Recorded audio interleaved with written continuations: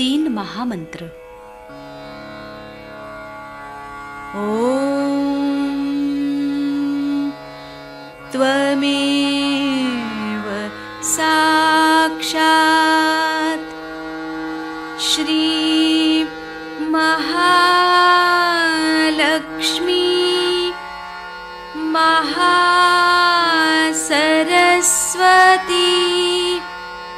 महाकाली त्रिगुणात्मिका कुंडलिनी साक्षात् श्री आदिशक्ति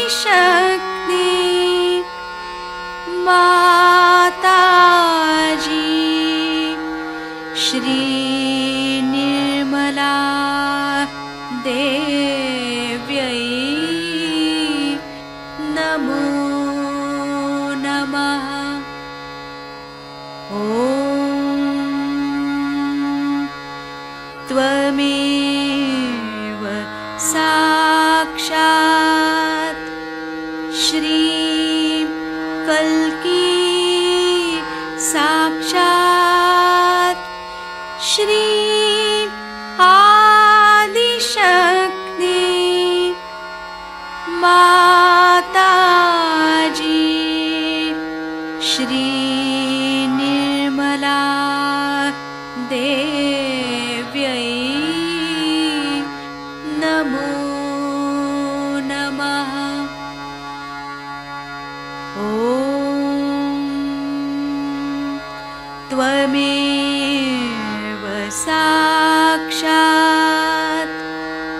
श्री कल्की साक्षात् श्री सहस्रार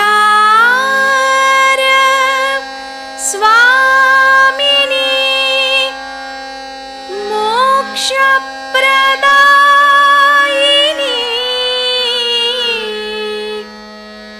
माताजी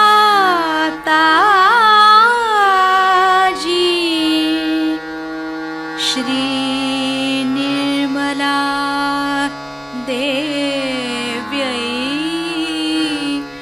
नमो नमः।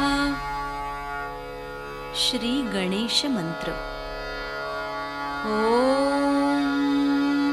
त्वमेव साक्षात् श्री गणेश साक्षात् श्री आदिशक्ति माताजी श्री निर्मला देव्यै नमो नमः।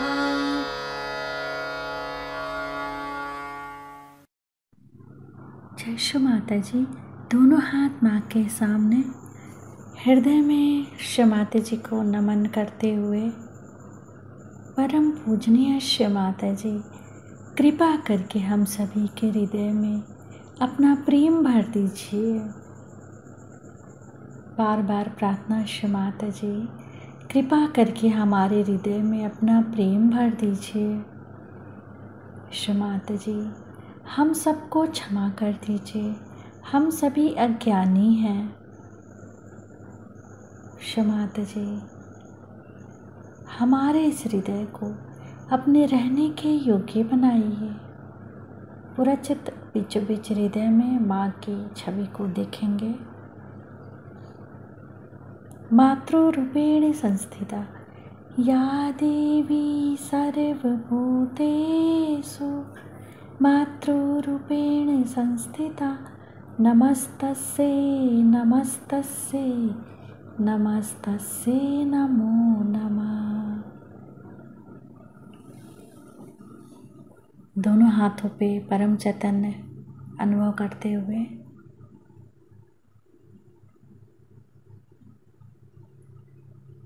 अपना संपूर्ण चित्त राइट नाभि पे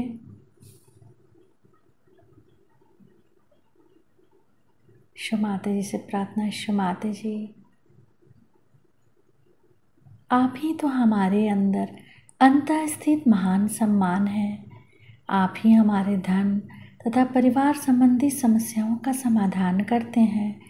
आप ही हमारे कुशल क्षेम का भी ध्यान रखते हैं। श्री माता जी, आपको कोटि कोटि नमन। माँ के श्री चरण कमलों को राइट नाभि पे देखेंगे। श्री माता जी, अपने श्री चरणों की शीतलता हमारे लीवर पे प्रदान कीजिए।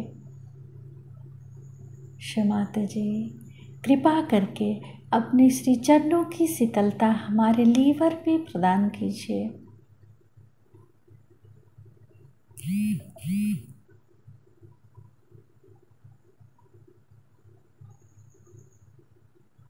श्री माता जी, आप ही तो राजलक्ष्मी भी हैं, आप ही श्री राज राजेश्वरी भी हैं।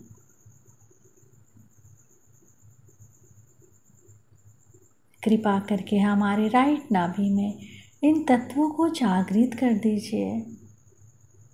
अपने चित्त को वहाँ राइट नाभि पे घुमाएंगे क्लॉकवाइज।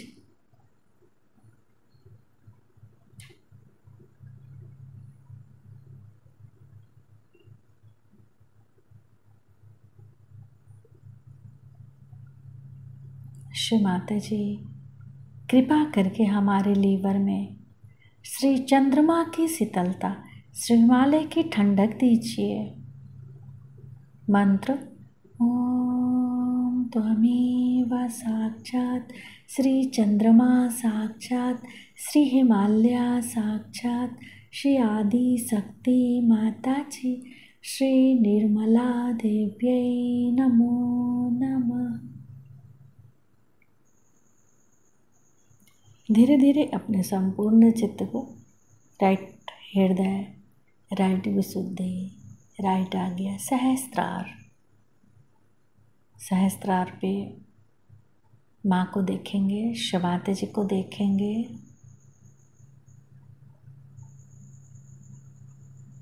श्री निर्विचारिता मंत्र ओम त्वमेव साक्षात श्री निर्विचारिता साक्षात श्री आदि शक्ति माता जी श्री निर्मला देव्यै नमो नमः।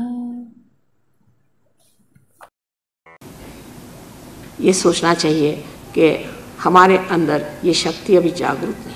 सारा संसार एक है, परमात्मा ने कोई अलग अलग चीज़ें थोड़ी बनाई। सारा संसार एक है। ये तो बड़ा भारी कलाकार है, उसने अलग अलग चीज़ें बनाई कि एक पहाड़ी बना दी, एक नदी बना दी, कुछ और बना दिया। लोग इसका मतलब थोड़ी कि आप अलग अलग बन के बैठिए और झगड़ा करिए। जो चीज़ उन्होंने आपको दी उससे प्रेम उभरना चाहिए, उसके अलावा और कुछ नहीं होना चाहिए। किंतु है नहीं। इसकी वजह यह है कि हम जागरूक नहीं। जिस वक्त हम जागरूक होते हैं, जब हमारी कुंडलिनी जागरूक होती है, जब इन चक्रों से गुजरती है, तब हमारे अंदर पहली संवेदना आती जिसे हम सामूहिक चेतना कहते हैं। सामूहिक चेतना का मतलब यह है कि हमारी जो नसें हैं, जो हमारे सेंट्रल नर्वस सिस्टम है, क्योंकि उत्क्रांति की बात है ना, ये उत्क्रांति में जो नया पदार्पण होता है, जो नया स्टेप आप लेते हैं, उस स्टेप में आप महसूस करते हैं कि आपके हाथ में ही आप महसूस करने लगते हैं। इन उंगलियों के चक्रों पे ही आप जान जाते हैं कि आपकी क्या दशा है और दूसरों की क्या दशा है। ये जब घटित होता है तब दूसरा कौन है, सवाल ये खड़ा होता है कि दूसरा है कौन।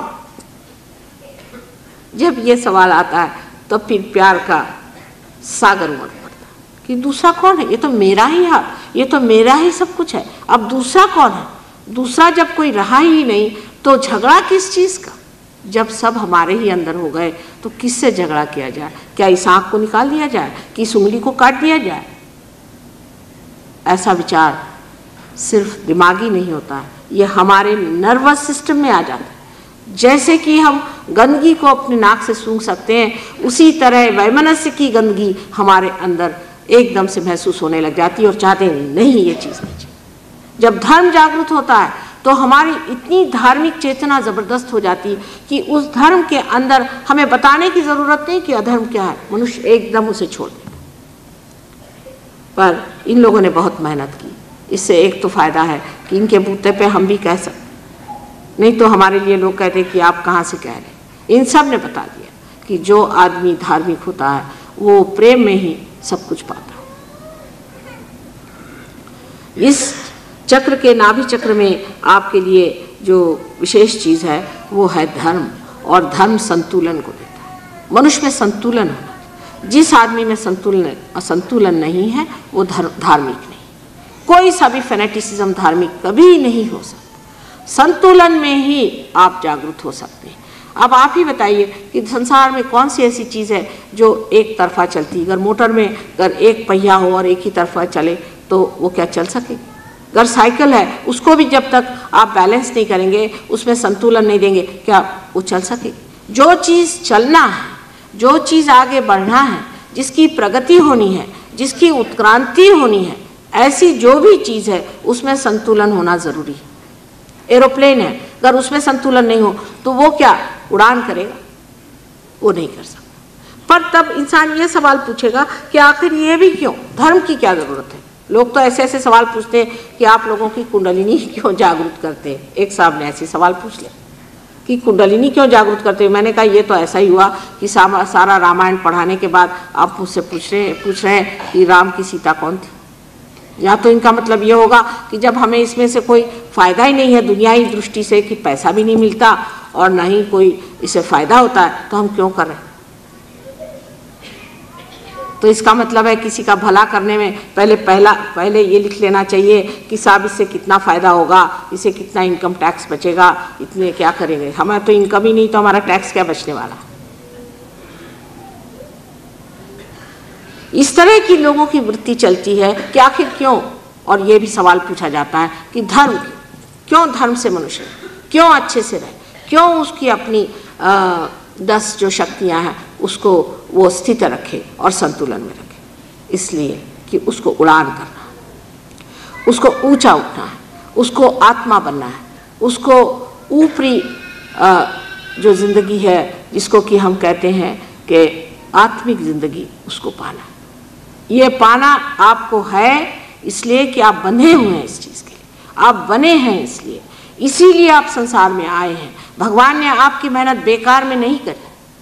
जो आपको इंसान बनाया वो इसलिए नहीं कि इंसान बनने के बाद आप फिर से मिट्टी बन जाए, कि फिर से आप कोई जानवर बन जाए, पर इसलिए कि आप आत्मा स्वरूप होकर के उसके सुख को पाए।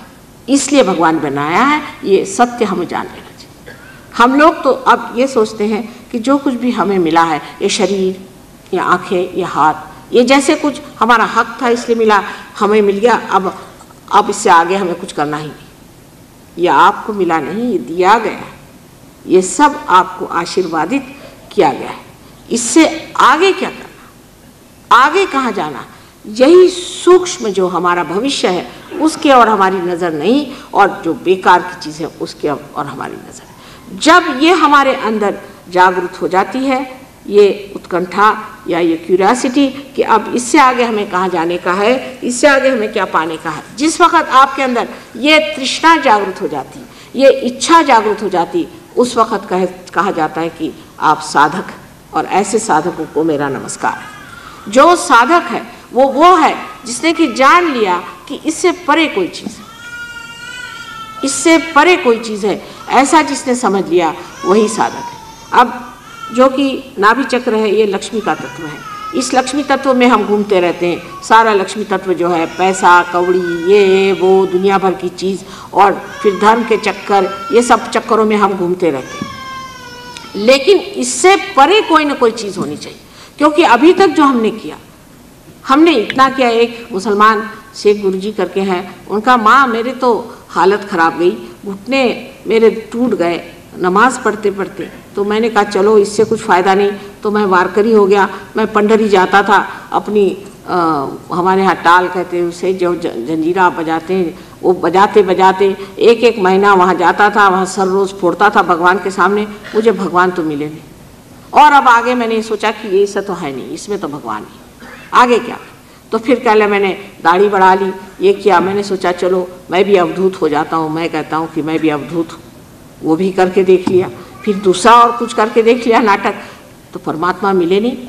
मैंने कहा कि परमात्मा है कहाँ, जब वो हमसे मिले तो हमने कहा कि बेटे तुम्हारे ही अंदर परमात्मा, क्यों ये काहे रे बन खोजा न जाए, तुम्हारे ही अंदर परमात्मा है, लेकिन उसकी ऐसे पागल जैसे खोजने की क्या ज़रूरत है तुमको, इधर उधर भागने की ज़रूरत क्या है। किसने कहा था कि 1 मील जा करके 1 महीना जा करके और पंढरपुर जाओ, ये किसने कहा। तुम ज्ञानेश्वर जी का नाम लेते हो, क्या उन्होंने कहा था? उन्होंने कहा था जाइए, उन्होंने तो नहीं कहा था। उन्होंने तो कहा था कि ध्यान में परमात्मा को पाया जाता है। जब ध्यान कहा गया है तो क्या आप बैठ करके परमात्मा का ध्यान किया आपने? क्या आपने सोचा कि आगे जाना है? जिस दिन ये मनुष्य के मन में भावना आई उसी दिन लक्ष्मी से महालक्ष्मी का तत्व बन जाता। जिस दिन ये विचार उसके अंदर जागृत हुआ कि इससे आगे कोई चीज़ पाने की है, उसी दिन उसका जो लक्ष्मी तत्व है वो महालक्ष्मी तत्व बन जाता। और महालक्ष्मी तत्व जो है उसी से हमारी सुषुम्ना नाड़ी जो है, जो पूरी ऊपर से नीचे तक मध्य मार्ग है, जिसे मिडिल पाथ कहा जाता है, वही मध्य मार्ग पूरी तरह से स्थापित हो जाता है। उस मध्य मार्ग में जो शक्ति है वो इस वक्त सीमित है, लेकिन नज़र आपकी ऊंची हो जाती है, नज़र आपकी ऊंची हो जाती है। धीरे धीरे ये बाह्य की उपकरण और ये जो आंदोलन है ये सब खत्म हो करके इंसान उस दिशा की ओर बढ़ता है जिधर उसे बढ़ना है। आप कहें कि हमें कुंडलिनी का जागरण नहीं करना है, न कराइए, कोई आपको ज़बरदस्ती कभी कोई कर ही नहीं सकता इसमें। ये तो जब तक आपके अंदर महालक्ष्मी का तत्व जागृत नहीं होगा तब तक हमारे हाथ टूट जाएंगे, आप पार नहीं हो सकते। अगर आपके अंदर ये महालक्ष्मी का तत्व जागृत हुआ कि इससे परे कोई चीज़ जिसे पाना है, और जो आज तक हम करते आए वो तो सिर्फ तैयारियां थी, वो कुछ हमने रास्ता उठाया नहीं अभी तक, हमारी कदम अभी तक उधर बढ़े नहीं। जब तक ये भावना अंदर नहीं आती कि हमें कहीं और ऊपर उठना है तब तक आपका महालक्ष्मी तत्व जागृत नहीं। और जब ये जागृत होता है तब धर्म की परिपूर्ति हो जाती, तब धर्म में आप पूर्ण हो जाते। फिर ऐसे आदमी का जो धर्म होता है वो जानना भी और तरह से होता है, क्योंकि कहते हैं ऐसा आदमी सारे धर्मों से परे धर्मातीत हो जाता है, उसके लिए धर्म नहीं होता। जैसे नानक साहब के लिए कहते हैं कि वो लेटे हुए थे तो लोगों ने कहा कि आप तो ऐसे लेटे हैं और पैर आपके मक्का की तरफ, तो कहा अच्छा भाई इधर पैर कर लेते, फिर मक्का की तरफ। तो मक्का क्या है, उनके पैर की धूल के बराबर तो है ही, अगर उन्होंने मक्का की तरफ पैर किए तो उसमें कौन सी ऐसी बात है। लेकिन यह धर्मातीत स्थिति जो है ये प्राप्त होनी चाहिए। आपने सुना होगा कि एक बार एक नाथ जा रहे थे, वो अपने सर पे पानी रख करके और द्वारिका जी ले जा रहे थे कि वहाँ पानी छोड़ा जाए, वहाँ पर कृष्ण की मूर्ति पर। जाते जाते रास्ते में उन्होंने देखा कि बिल्कुल नीचे उस मंदिर के नीचे एक गधा वहाँ पर बिल्कुल प्यासा मर रहा था, उसको ले जाकर उन्होंने पानी पिला दी। वो कावड़ उनको सारा खत्म कर दिया। लोगों ने कहा कर क्या रहे हैं, इतने दूर से लेके आए हैं और जहाँ पहुँचा था ना वहाँ नहीं पहुँचा, कल मैंने पहुँचा दिया जहाँ पहुँचा। ये धर्म से परे, कोई धर्म के आडंबर और उसमें नहीं रहते, धर्म से परे जो भी करते हैं वो धर्म ही होता है। ऐसे धर्मातीत और गुणातीत स्थिति जो है इसको पाने के लिए पहले आपके अंदर महालक्ष्मी तत्व आना चाहिए। जब तक ये आपके अंदर स्थिति नहीं आएगी आपके किसी भी कार्य में कोई भी प्राण नहीं है।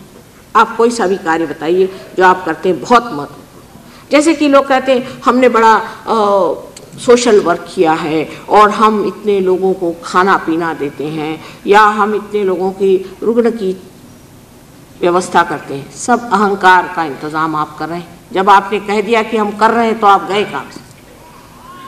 आप कर क्या रहे हैं? कुछ भी नहीं कर रहे हैं।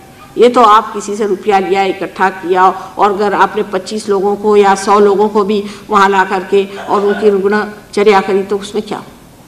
आपने अगर रुपया भी दे दिया तो उसमें क्या? उसमें आपने किया ही किया। कुछ करने का जो है वो तो जीवंत कार्य है। ये तो मरा हुआ काम है कि आपने उनको खाना पीना दे दिया या एक उनको टेबल उठा के दे दिया या एक कोई पेड़ मर गया तो 4 उससे कुर्सियाँ बना के किसी को दे दी। ये तो सब मरा हुआ काम है, इसमें आपने किया ही क्या।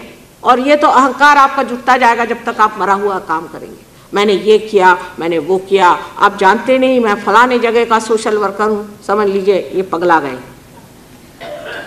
या मैंने ये देश का कार्य किया, मैंने वो कार्य किया। ये जिसने कह दिया उसको आप समझ लीजिए कि इनको अभी तक कुछ भी खबर नहीं है कि जनरॉसिटी क्या होती है, उदार चरित्र क्या होता है। उदार चरित्र जो होता है वो देता है इस तरह की, वो जानता ही नहीं वो देता है। इस हाथ से देता है, वो हाथ जानता नहीं कि क्या है।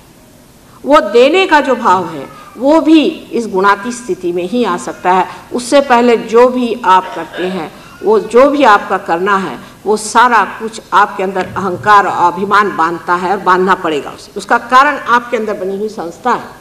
ये जो राइट साइड में आप पीले रंग की चीज़ देख रहे हैं जिससे आपको पित्त होता है, इसे पिंगला नाड़ी कहते हैं। जैसे कि इस पिंगला नाड़ी से आप ये कार्य करते हैं, कोई सा भी कार्य आप करते हैं जो आपकी क्रिया शक्ति वो पिंगला नाड़ी से बहती है। इस पिंगला नाड़ी के कार्य से आपके अंदर जो ऊपर पीली चीज़ जो दिखाई दे रही है, ये अहंकार है, ये उसका समझ लीजिए धुआं है, उसका बाय प्रोडक्ट वहाँ इकट्ठा होता है। तो आप ये कहें कि नहीं, मैं तो जो भी काम करता हूँ माता जी, मैं तो परमात्मा के चरणों में रखता हूँ, ये आप अपने को भुलावा में रख रहे हैं। क्योंकि आप जो काम कर रहे हैं उससे परे होने के लिए जो स्थिति है वो आपके पास नहीं। जैसे कि सूर्य है, वो जब प्रकाश देता है तो वो अकर्म में बैठे हुए हैं, वो प्रकाश दे रहे हैं, उनका स्वभाव है इसलिए दे रहे हैं, वो कुछ कर थोड़ी रहे। उनकी स्थिति ऐसी, उस गुणातीत स्थिति में वो है जहाँ से वो कर रहे हैं। उसमें कोई उनको ये एहसास थोड़ी कि मैं इनको लाइट दे रहा हूँ या मैं यहाँ पर इस तरह से हर एक पत्ते में हरा रंग भर रहा हूँ, इसका उनको एहसास नहीं। वो तो उनकी स्थिति ऐसी है कि वो दे रहे हैं अकर्म में।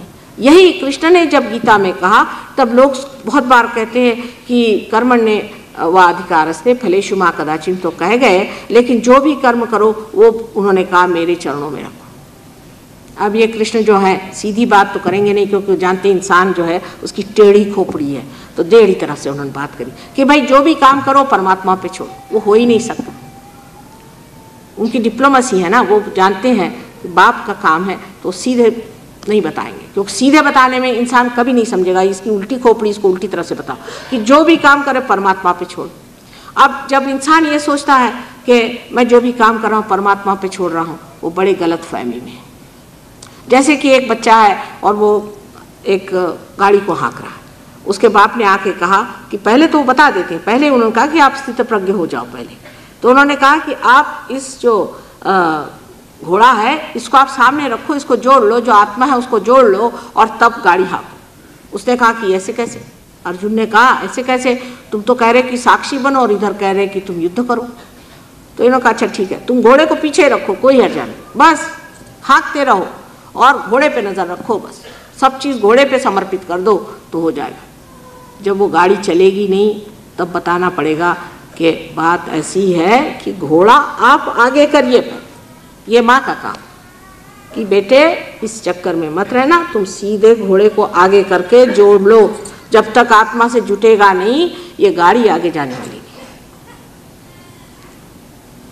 इसलिए जो लोग सोचते हैं कि आज हनुमान जी के इसमें हमने प्रसाद चढ़ा दिया, हो गया हनुमान जी अब आप हमारी सारी चिंताएं दूर कर दीजिए, वो भी मुस्कुराते होंगे कि इन्होंने अच्छा मुझे जेब में रख लिया। असल में बात यह है कि आपका तो अभी उनसे संबंध ही नहीं हुआ। हनुमान जी अपने अंदर कहाँ बसे हुए हैं यही लोगों को नहीं मालूम है। वो हनुमान जी जो है इसी पिंगला नाड़ी पर ऊपर से नीचे दौड़ रहे हैं। इनको बाइबल में गैब्रियल कहा गया है, सेंट गैब्रियल जो थे वो हनुमान जी थे। और हनुमान जी हमारे अंदर हैं और जब तक हम उनकी मदद नहीं लेंगे, जब तक उनसे हम आशीर्वादित नहीं होंगे, हमारे कोई भी कार्य पूर्ण नहीं हो सकते। अब उनसे आशीर्वादित होने के लिए पहले उनसे संबंध होना चाहिए। उनसे संबंध होने के लिए पहले निराकार में आपको आत्मा को प्राप्त करना चाहिए। इसीलिए बहुत लोगों ने सिर्फ निराकार की बात की कि साकार की बात करो तो फिर फंस जाएंगे। पहले निराकार ही की बात करो कि आत्मा स्वरूप तो आप पालो। बुद्ध ने इसीलिए ईश्वर की तक बात नहीं की कि अगर हम ईश्वर की बात करेंगे तो फंस जाएंगे, फिर ईश्वर ईश्वर, फिर वो कहेंगे मैं ईश्वर हूँ वो ईश्वर है। इस झगड़े में पड़ने से पहले ये है कि इनको निराकार ही की बात करो कि तुम अपना सिर्फ आत्म साक्षात्कार पालो, फिर आगे बोलो। इसलिए उनको बहुत लोग कहते हैं कि वो एथीस्ट थे, परमात्मा में विश्वास नहीं था। ये तो इंसान की बुद्धि उल्टी है ना। उन्होंने जाना कि इंसान किस हद तक है कि उससे यही बात की भाई पहले तुम आत्म साक्षात्कार ले लो फिर आगे की बात करो। चाहे जो भी हालत हो, आज ऐसी हालत है कि आप एक क्षण में पार हो सकते, इसमें कोई शक नहीं। ये आपका भविष्य, यह आपका असली भविष्य है कि आप एक क्षण में पार हो जाते हैं। लेकिन इसमें फिर आपका अहंकार कहाँ जाता है, ये सवाल खड़ा होता है कि माँ फिर अहंकार कहाँ गया। उस वक़्त क्या हो जाता है, हमारे अंदर जो चीज़ घटित होती है वो बड़ी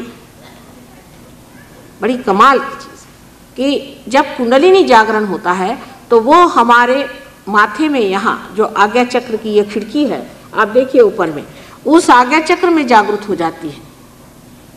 जब वहाँ की देवता, जब वो जागृति हो जाती, महालक्ष्मी है वहाँ बैठी, जैसे ही वो जागृत हो जाती है तो वो सारा की सारा आपका अहंकार और आपका प्रतिअहंकार माने जो कंडीशनिंग है वो सारा खींच लेगा।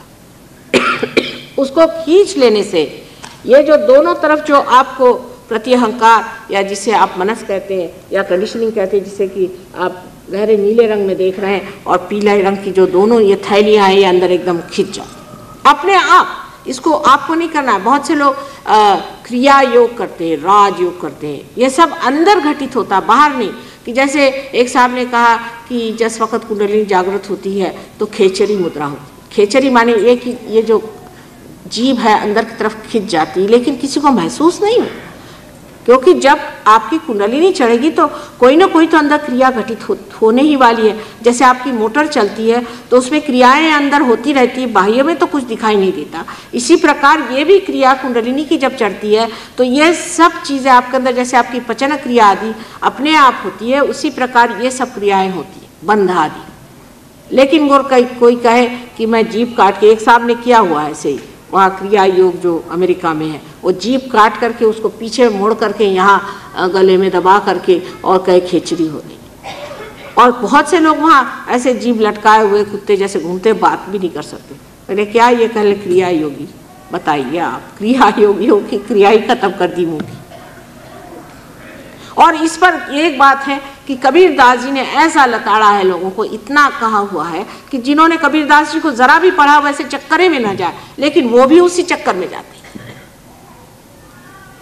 सबसे तो कमाल यह है कि बिहार जहां पर कि कबीरदास जी ने इतनी मेहनत करी, इतना कुछ कहा, वहां पर उन्होंने सुरती कहा है, कुंडलिनी को सुरती कहा है, और वो तंबाकू को सुरती कहते हैं।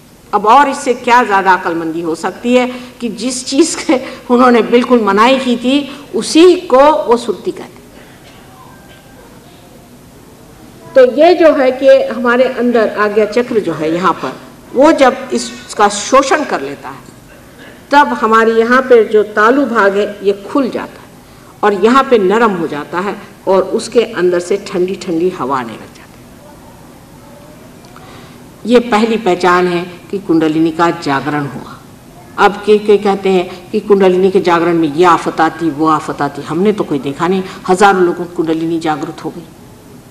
जो लोग अपवित्र हैं, जिनके विचार अपवित्र हैं, जिनके अंदर धर्म नहीं है और जो पैसे के लिए काम करते हैं गंदे, ऐसे लोग कुंडलिनी की बात न करें तो अच्छा है।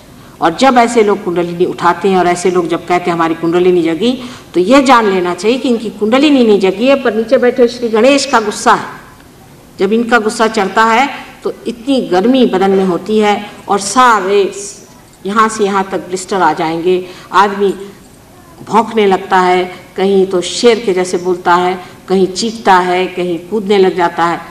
ये काम उसी को करना चाहिए जिसको इसका अधिकार है, और जिसको अधिकार नहीं है वो ऐसे कामों में फंसता है और लोगों का सर्वनाश करता है, उसके ऊपर भी ये बड़ी दशा आ जाती है। ऐसा आदमी जो कि इस तरह के तांत्रिक विद्या करता है और इस तरह के गलत तरीके से लोगों को फुसलाता है, उसकी 7 पुष्ट नष्ट हो जाती है और 7 पुष्ट में आदमी पागल की तरह घुमा करता है। ये मेरे अनुभव की बात है।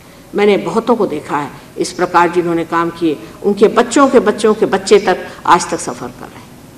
इसलिए ऐसे चक्करों में किसी को जाना नहीं चाहिए और किसी के साथ ऐसे काम करने नहीं चाहिए। और जो लोग ऐसे काम करवाते हैं वो भी जान लें कि उनकी भी पुश्तन पुश्त इसकी मर्यादाएं अगर तोड़ देंगे तो बहुत कुछ उनको नुकसान हो सकता है।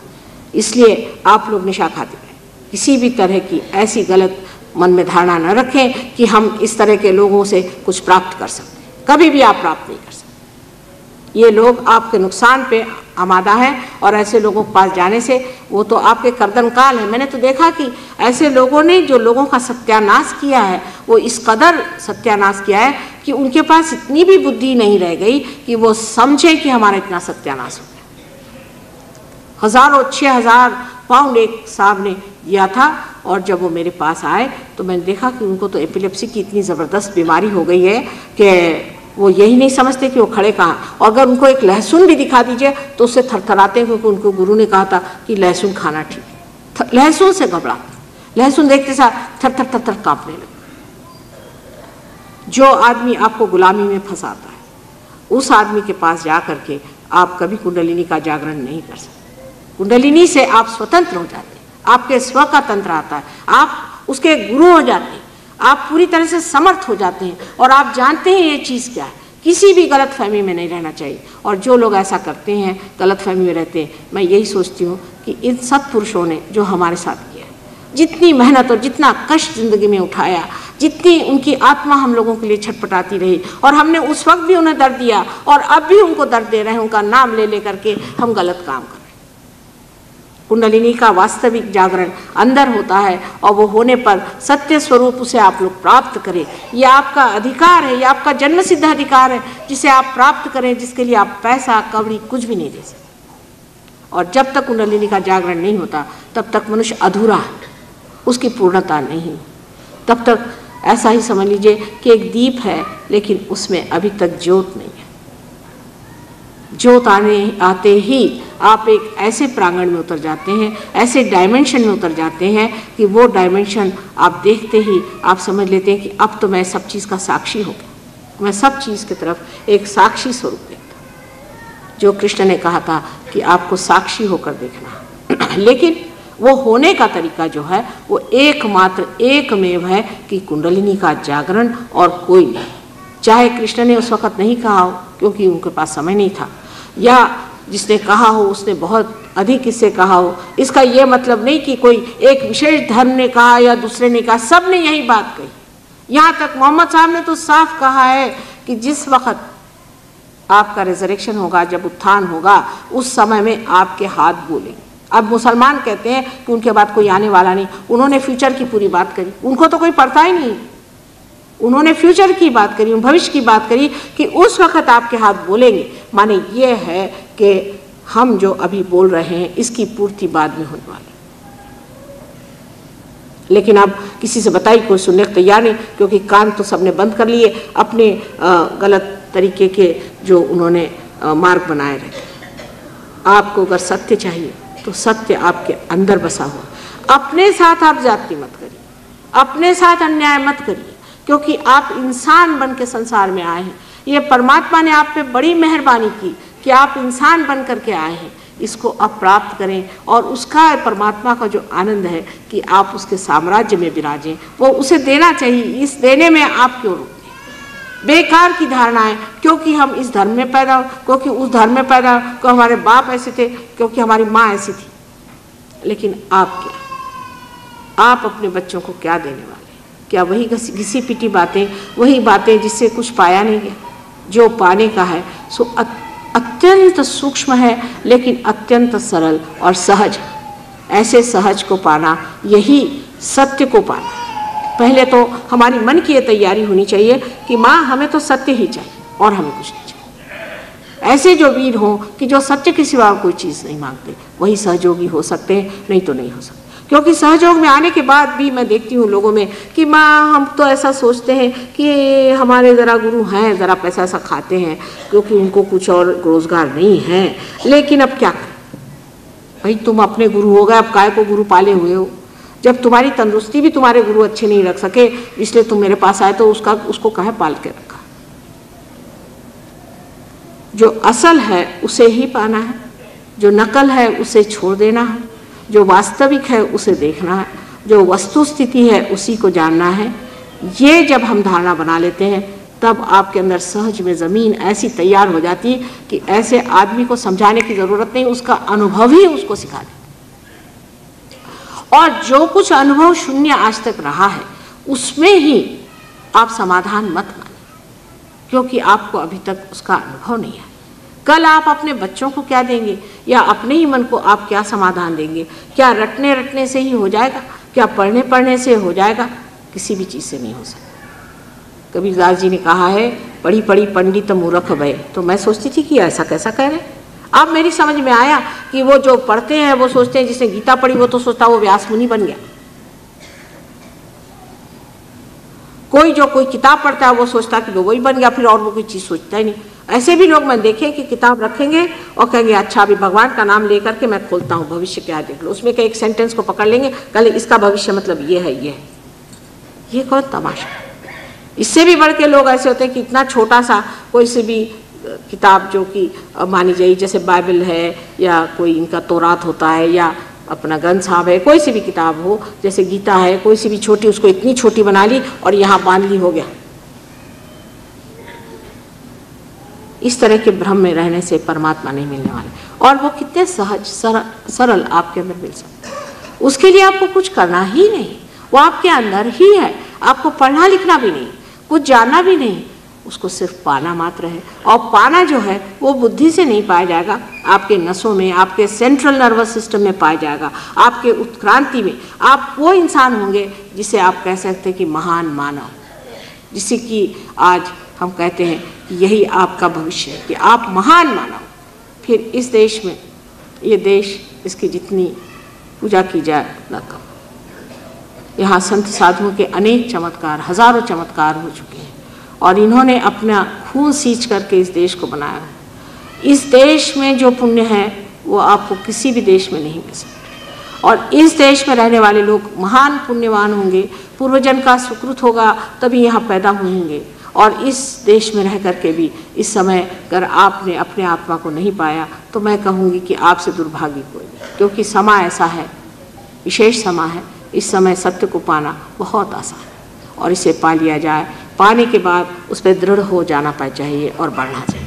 इसमें बुद्धि के खेल से नहीं होगा कि माँ ने ऐसा कहा तो ऐसा क्यों कहा, और फिर फलाने ने ऐसा नहीं कहा, इससे नहीं होने वाला। जो चीज़ है वही है। हम आपसे ये बात नहीं बता सकते जो चीज़ नहीं है हम क्या करें। हम तो आपसे झूठ नहीं बोल सकते, जो सत्य है वही आपको बताएंगे, क्योंकि हम तो आपकी माँ हैं, आपसे हम झूठ नहीं बोल सकते। और जो हम बोल रहे हैं वो सत्य है या नहीं, ये आप खुद उसका परिचय लें। जिद न करें, उसका परिचय लें, और परिचय लेने के बाद उसे आत्मसात करें। क्योंकि आखिर बात क्या है? बात यही है कि माँ है, वो किसी के लिए क्यों करती है, वो अपने बच्चे से प्यार क्यों करती है। उससे अगर कोई पूछा जाए तो वो कहेगी कि ये तो अजीब सवाल था, मैंने कभी सोचा ही नहीं कि मैं क्यों प्यार करती हूँ अपने बच्चों से।